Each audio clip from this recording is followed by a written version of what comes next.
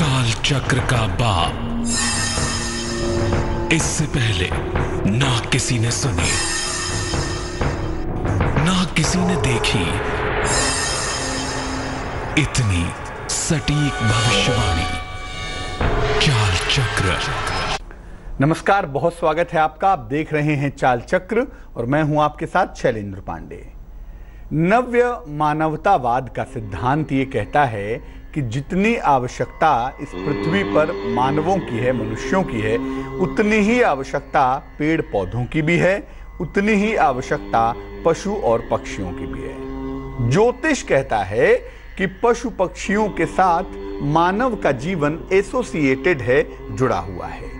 इसलिए जब जीवन में कोई मुश्किल ज्यादा हो जाए और आप पशु पक्षियों की सेवा करने लगें, उनकी देखभाल करने लगें, उनके संपर्क में आ जाएं, तो बहुत सारी समस्याएं आसानी से दूर होनी शुरू हो जाती हैं। आज बात चाल चक्र में करने वाले हैं कि पशु पक्षियों से कैसे आपकी समस्याओं का समाधान होगा।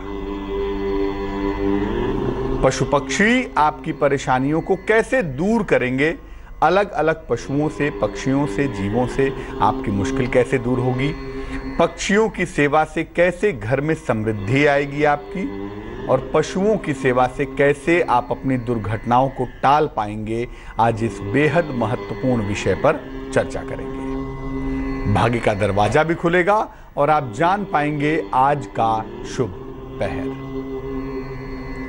तो पशु पक्षियों के संपर्क में आने से, पशु पक्षियों की कृपा पाने से आपकी समस्याओं का समाधान कैसे होगा, इस पर बात करेंगे। लेकिन फिलहाल आज का पंचांग। आज तिथि है वैशाख शुक्ल पक्ष की दशमी तिथि।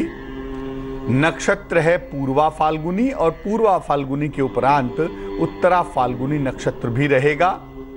चंद्रमा सिंह राशि में संचरण करेंगे।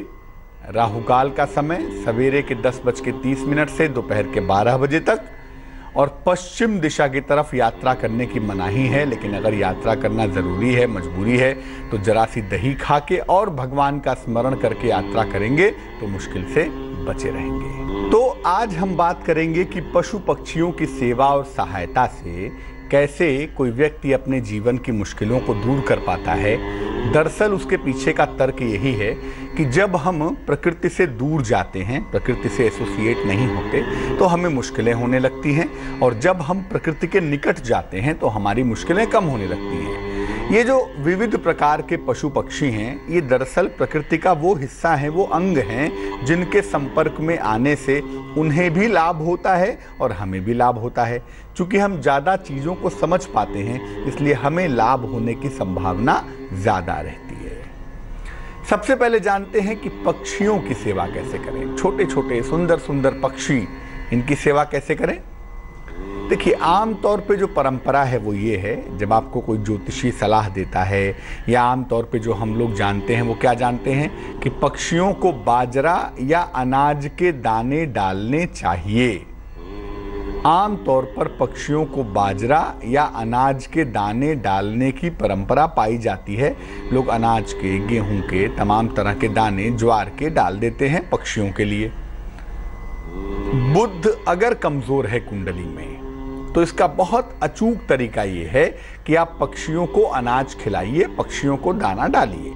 हर बुधवार के दिन अगर आप पक्षियों को दाना डालना शुरू करें तो उससे आपका कमजोर बुध जो है वो मजबूत होगा। रोज डालें तो और भी अच्छा है, नहीं तो बुधवार के बुधवार पक्षियों को अनाज जरूर खिलाएं।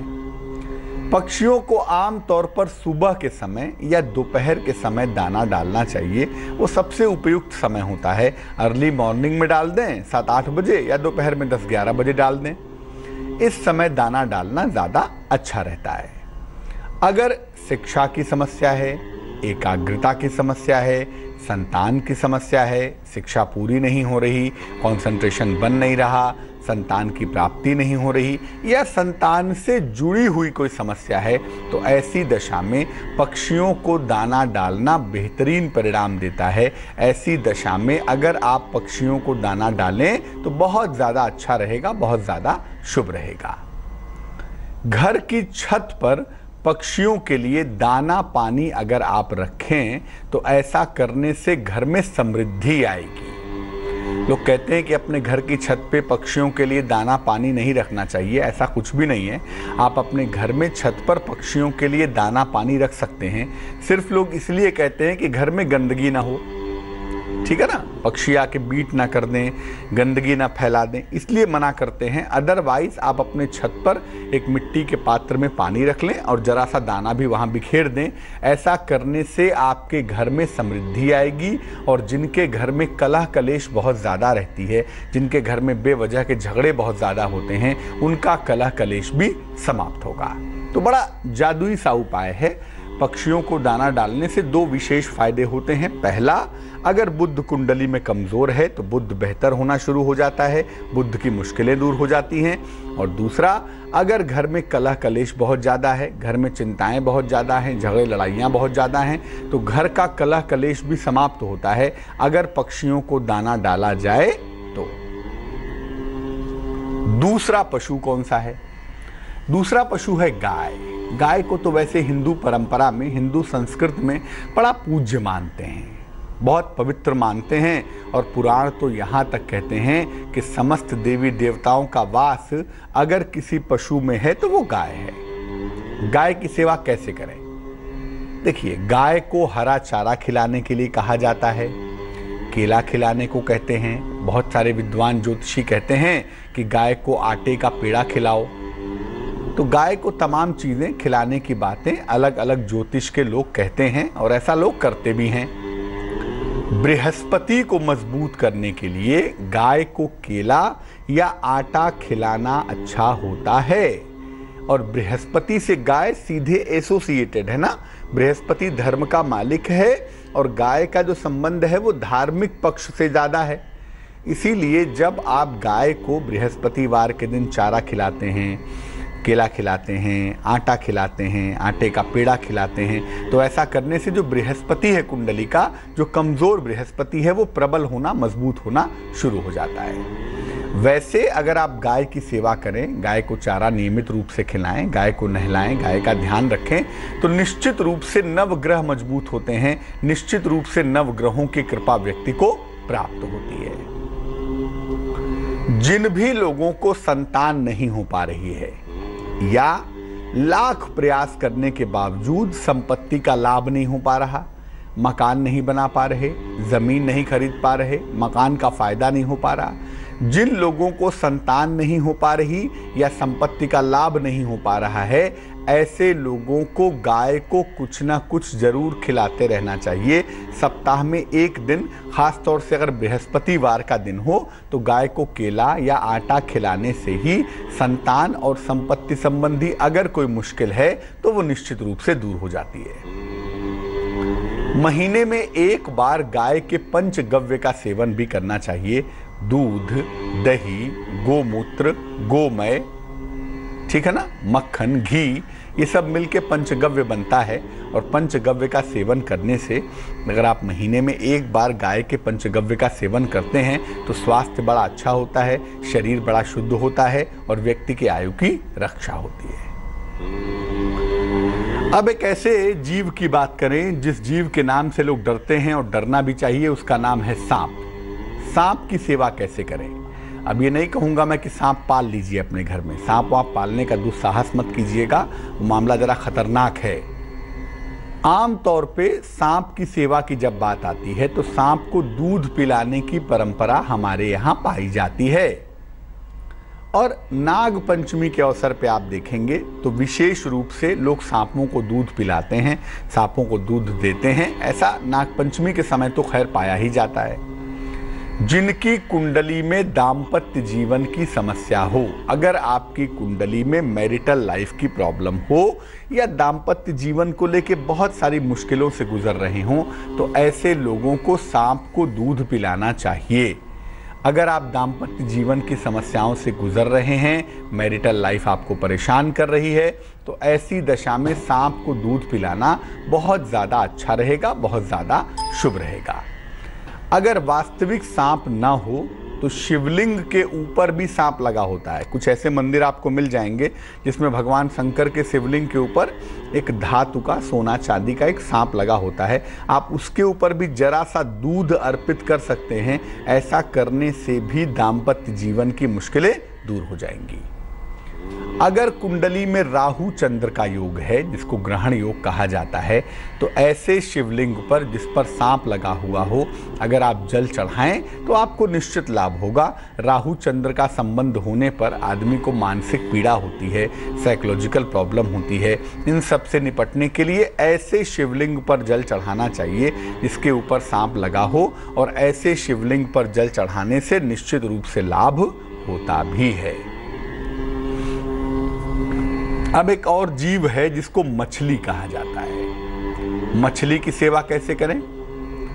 मछली को आटे की गोलियां डाली जाती हैं या चारा डाला जाता है। मछलियों का चारा भी आता है, लोग लावा भी डालते हैं, लैया भी डालते हैं, आटे की गोलियां भी डालते हैं। ये भी आप मछली को डाल सकते हैं। जब कुंडली में धन की प्राप्ति की समस्या हो, कि धन नहीं आ रहा हो या धन कमाने में बाधा आ रही हो, तमाम मुश्किलें आ रही हों, पैसे नहीं आ पा रहे हों, या बहुत कर्जे हो गए हों, यानी धन को लेके मुश्किलें हो गई हों, पैसा नहीं आता, अपना पैसा फंस गया है, या अपने ऊपर बहुत सारा कर्जा हो गया है, तो ऐसी दशा में मछलियों को चारा डालना बेहद अच्छा होता है।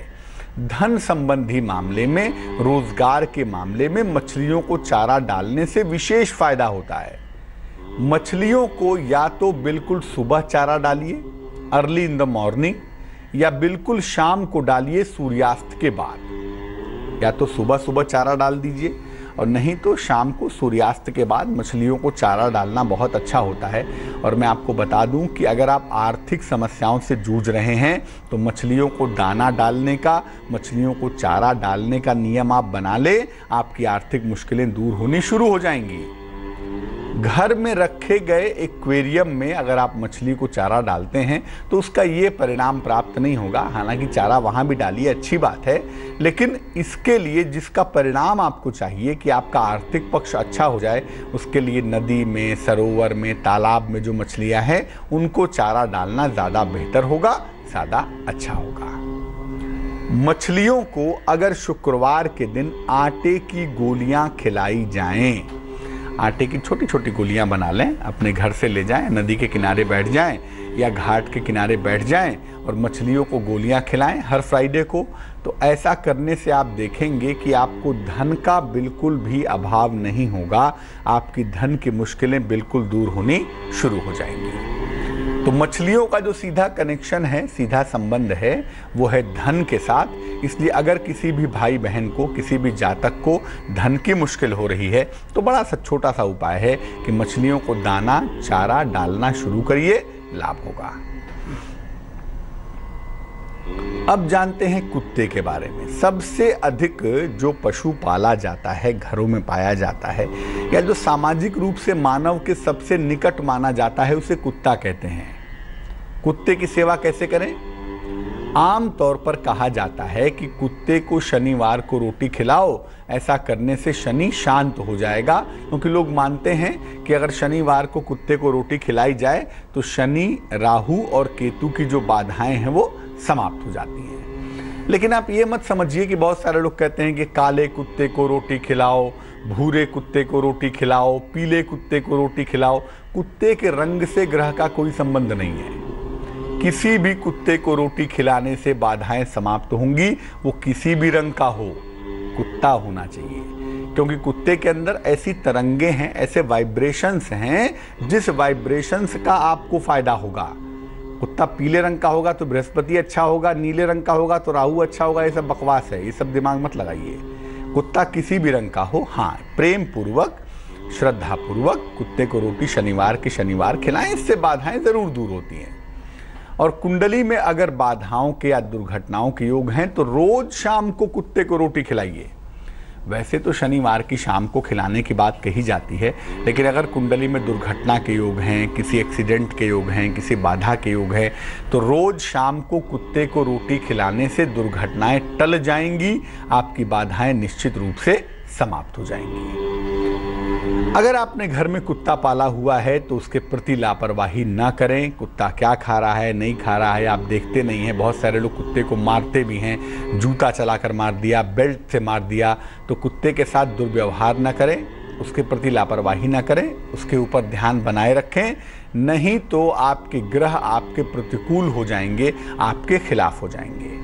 तो जब भी आप घर में कुत्ता पालें, कुत्ते की पूरी देखभाल करें, नहीं तो आपके ग्रह आपके अगेंस्ट होंगे और आप मुश्किल में आ जाएंगे। अंतिम जिस पशु की हम बात करेंगे वो है बिल्ली। बिल्ली की सेवा कैसे करें? देखिए, अमूमन अगर हम परंपरा की बात करें, लोकाचार की बात करें या ज्योतिष की कुछ किताबों की भी बात करें, तो बिल्ली को कुछ खिलाने की परंपरा नहीं पाई जाती। कहीं भी ऐसा नहीं पढ़ा मैंने अब तक कि भैया ये ग्रह खराब है तो बिल्ली को खिला दो या बिल्ली के लिए ये व्यवस्था कर दो।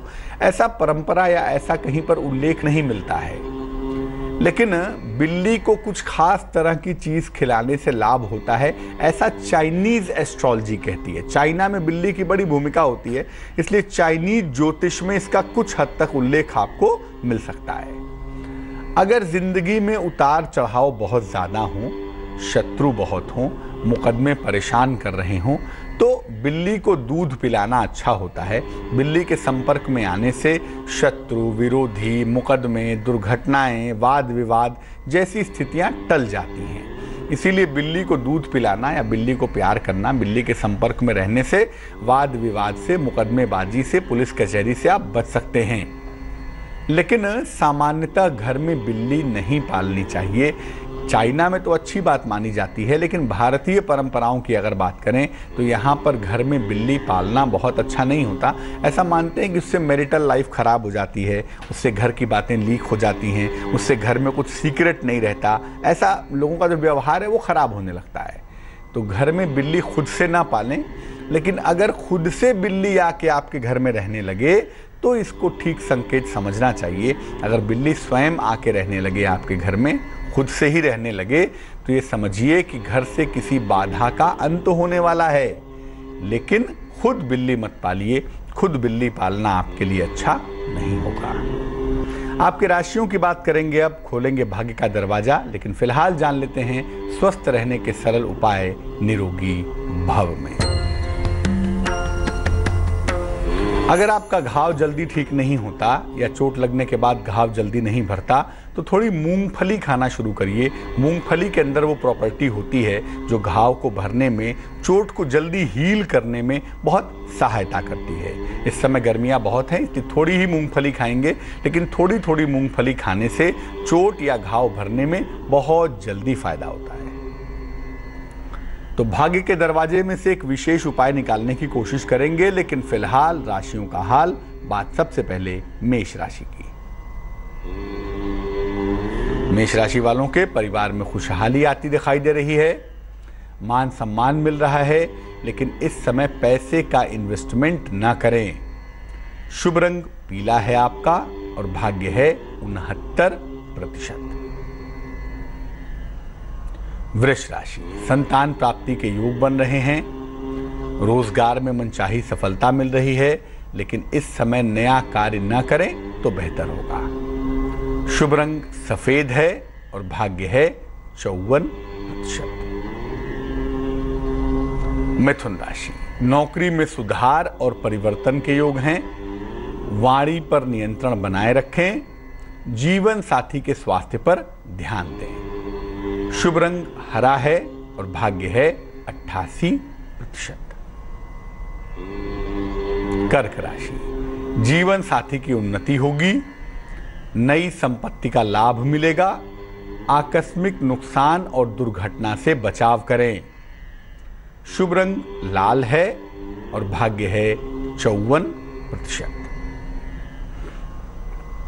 सिंह राशि, मन आपका अच्छा बना रहेगा, नौकरी की दशाओं में सुधार होगा, संतान पक्ष से भी आपको लाभ मिलता हुआ दिख रहा है। शुभ रंग सफेद है और भाग्य है 93%।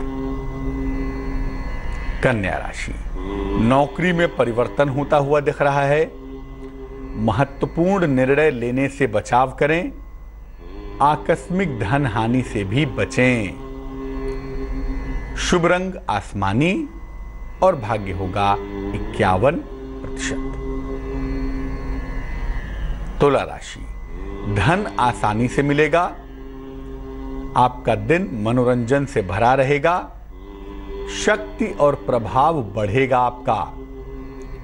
शुभ रंग सिल्वर और भाग्य होगा 78%।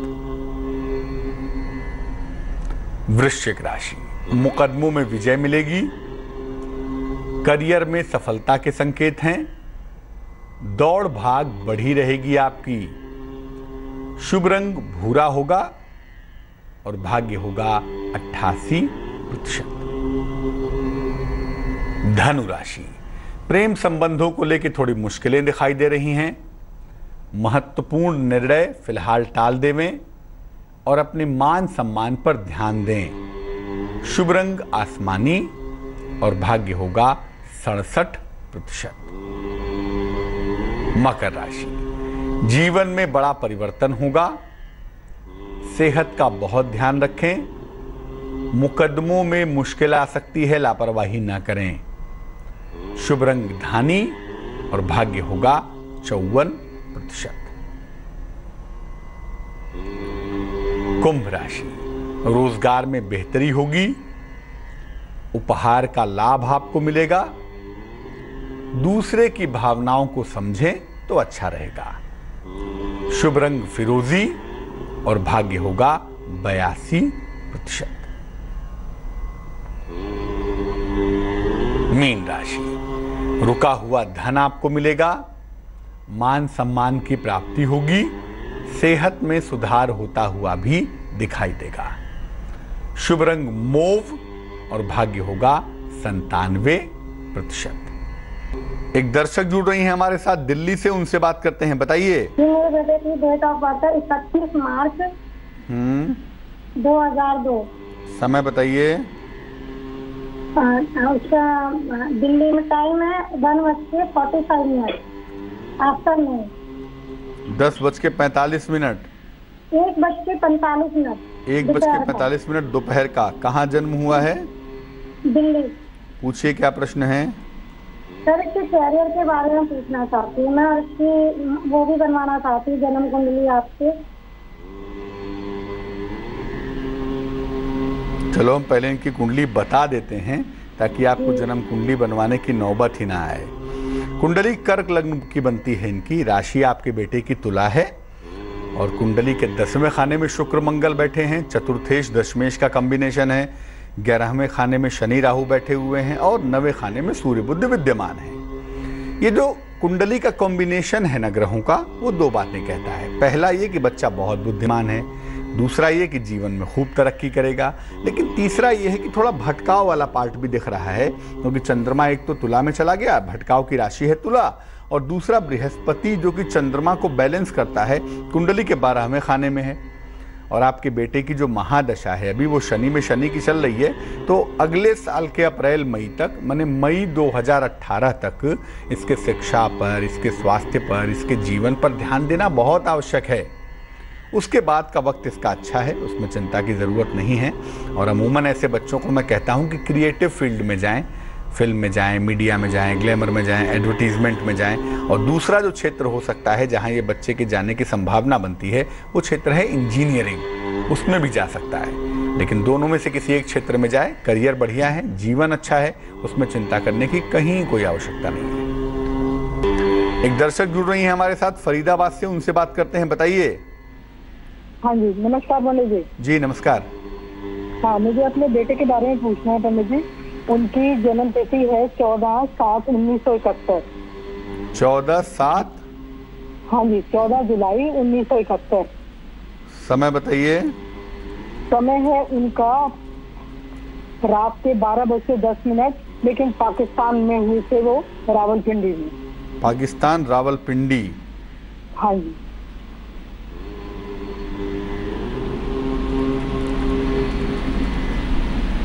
जी पूछिए क्या सवाल है। उनका है पंडित जी, इन्होंने फरवरी 2011 में नौकरी छोड़ दी थी। उसके बाद से उन्हें नौकरी नहीं मिली। कई जगह इन्होंने इंटरव्यू दिए, इंटरव्यू हो गए, सब कुछ हो गया, लेकिन जिस समय इंटरव्यू अपॉइंटमेंट लेटर देने का समय आया, उन्होंने कहा कि 2 दिन बाद देंगे। वहाँ से फिर कोई उनका जवाब नहीं आया। तो ये आजकल परेशान है कि भाई मैं क्या करूँ, क्योंकि आपको पता है घर गृहस्थी चलानी भी जरूरी होती है।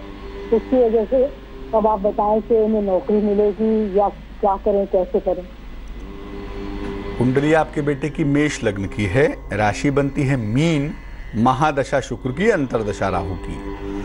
एक तो इस कुंडली में बृहस्पति लीड कर गया है, और बृहस्पति जब लीडिंग पोजीशन में आ जाता है तो कोई व्यक्ति नौकरी लंबे समय तक नहीं कर पाता, या नौकरी करता भी है तो लंबे समय तक चल नहीं पाती, यानी नौकरी वाला जो पार्ट है वो कमज़ोर हो जाता है। शनि वैसे भी कुछ खास अच्छा नहीं है, इसलिए नौकरी के लंबे समय तक कर पाने की संभावना नहीं बनती। भविष्य में कोई व्यापार करेंगे ऐसी संभावना बनती है, और व्यापार के योग इस साल के नवंबर के बाद दिखाई दे रहे हैं सूर्य की दशा में। तो इस साल के नवंबर के बाद से आपके सुपुत्र कोई व्यापार करेंगे। ये व्यापार शिक्षा से जुड़ा हुआ होगा, यात्राओं से जुड़ा हुआ होगा, टूर एंड ट्रैवल वाला काम हो सकता है, कोई इलेक्ट्रिकल इलेक्ट्रॉनिक्स का काम हो सकता है, या कोई वस्त्रों से या शिक्षा से संबंधित काम हो सकता है। कोई ऐसा काम ये करने वाले हैं, कंसल्टेंसी जैसा भी कोई काम कर सकते हैं, और ये काम इस साल के नवंबर के बाद होता हुआ दिखाई देता है। इनको अपने काम की तरफ ही ले जाने की कोशिश करिए, नौकरी में अनावश्यक समय बर्बाद ना करें, उसमें सफलता मिलती हुई नहीं दिखाई दे रही है। अब इस कुंडली में करियर का पक्ष स्टेबल हो जाए, जिंदगी बेहतर चले, 2 उपाय करने की आवश्यकता है। एक तो भगवान सूर्य की पूजा करना बहुत ज़रूरी है, तो रोज़ सुबह भगवान सूर्य को जल अर्पित करें, उससे इनको लाभ होगा। सूर्य भगवान को जल अर्पित करने के बाद 108 बार ओम आदित्याय नमः का जप करें, ताकि ऊर्जा पैदा हो, शरीर को फायदा हो, मन को फायदा हो, सफलताएं मिलनी शुरू हो जाएं। और दूसरा काम ये करें कि हर शुक्रवार को सफ़ेद चीज़ का, सफ़ेद मिठाई खास तौर से अगर हो तो उसका दान करें। थोड़ा पेशेंस बनाए रखें, ईश्वर ने चाहा तो नवंबर के बाद से स्थितियां ठीक हो जाएंगी। तो चलिए अब खोल देते हैं भाग्य का दरवाजा और देखते हैं उसमें से कौन सा उपाय आज बाहर निकल रहा है। भाग्य के दरवाजे में आज उपाय है आलस्य के लिए। नींद बहुत आती है, आलस्य बहुत रहता है, क्या करना चाहिए? भोजन में रोटी का प्रयोग करें, चावल खाना कम कर दें, गेहूं की रोटी, ज्वार की रोटी, बाजरे की, जैसी भी संभव हो, भोजन में रोटी का प्रयोग ज़्यादा करें। और मिठाई में गुड़ खाएं, चीनी खाना बिल्कुल बंद कर दें या कम से कम खाएं। और जब भी आपको मीठा खाने की इच्छा हो, गुड़ खाना शुरू करें। ये 2 काम करें, बहुत हद तक आपका आलस्य रेगुलेट हो पाएगा, बहुत हद तक आपका आलस्य कंट्रोल हो पाएगा। तो चाल चक्र में वक्त आपसे विदा लेने का हो गया है, लेकिन जाने के पहले डालते हैं नजर शुभ पहर पर। आज का शुभ पहर है रात को 9 बजे से 10:30 तक। इस समय में मां दुर्गा को 2 लौंग अर्पित करेंगे, टूटा हुआ बिल्कुल ना हो। ऐसा करने से आपके शत्रु और विरोधी शांत होंगे। अगले दिन इन 2 लौंगों को आप खा भी सकते हैं प्रसाद के रूप में। इसका भोजन में, चाय में इस्तेमाल भी कर सकते हैं, इसको फेंकेंगे बिल्कुल भी नहीं। लेकिन ये 2 लौंग अर्पित करेंगे शुभ पहर में ही। और शुभ पहर का समय फिर से नोट कर लें, ये समय होगा रात को 9 बजे से तकरीबन 10:30 के बीच में। तो आज के लिए चाल चक्र में बस इतना ही। मुझे दीजिए इजाजत। आगे देखिए रिश्तों की कहानी संजय सिन्हा के साथ। नमस्कार।